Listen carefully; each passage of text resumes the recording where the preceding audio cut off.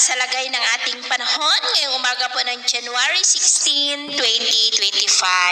Sa ngayon po ay muling lumakas ang bugso ng hanging amihan at ito ay umiihip muli sa malaking bahagi ng Luzon, lalo na dito sa northern at central part. Habang ang easterlies ay patuloy na umiiral sa Visayas at Mindanao at ang shear line o yung imaginary line ng hangganan ng malamig na hanging amihan at mainit na easterlies ay patuloy po na nag-i-extend sa may southern Luzon. At sa ating long-range forecast, nananatili pa din po na walang bagyo na namamataan na tatawid sa ating kalupaan for the next 2 weeks. At sa lagay ng ating panahon, ngayong madaling araw ay maayos pa rin ang panahon sa malaking bahagi ng bansa,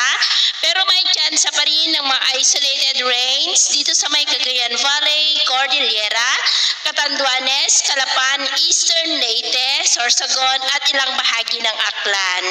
At mamaya ay sisikat po ang araw sa malaking bahagi ng bansa, pero may tsansa pa rin po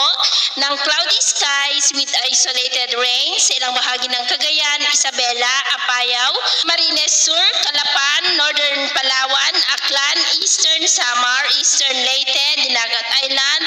Davao Oriental at Holosulu. At mamayang hapon, posible pa rin ang mga isolated rains sa ilang bahagi po ng ating bansa, kaya mag-ingat pa rin tayo sa posibleng banta pa rin ng mga pagbaha at pagguho ng lupa. At sa atin naman pong mga baybayin,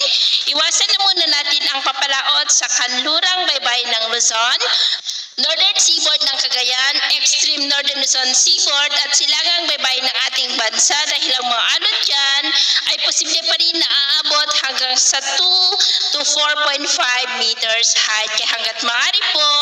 ay iwasan na muna natin ang papalaot dyan sa mga may kulay pula para mas makaiwas sa mga sakunang